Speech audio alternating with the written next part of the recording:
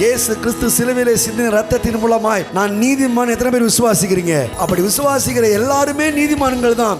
இப்ப சொல்றாரு, அந்த நீதிமான்களின் வாசஸ்தலத்தையோ கர்த்தர் ஆசீர்வதிக்கிறார். அந்த நீதிமானின் சிரசின் மேல் ஆசீர்வாதம் தங்கும். அந்த நீதிமானின் கூடாரம் செழிக்கும். அதுவும் எப்படி செழிக்கும்னா, பனையை போல செழித்து லீபனோனுள்ள கேதுருவை போல வளருவான். முடிவில் அந்த நீதிமானின் வீட்டை குறித்து விசாரிக்கும் போது அதிலே குறைவை காண மாட்டாய். எத்தனை பேர் ஆமென் சொல்றீங்க? உம்முடைய வீடு சமாதானத்தோடு இருக்க காண்பீர். உம்முடைய வீட்டை குறித்து, உம்முடைய வாசஸ்தலத்தை குறித்து விசாரிக்கும் போது புதிய மாதத்தில் குறைவை காண மாட்டாய். ஏன் தெரியுமா?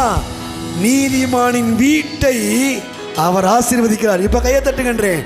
நிச்சயமாகவே முடிவு உண்டு, நம்பிக்கை வீண் போகாது.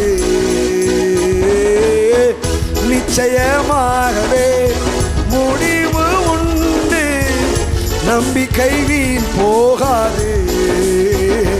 உன்னை ஆசீர்வதிக்கவே ஆசீர்வதித்திடுவே, உன்னை பெருக பண்ணவே பெருக பண்ணிடுவே. உன்னை ஆசீர்வதிக்கவே ஆசீர்வதித்திடுவே, பெருக பண்ணிடுவே.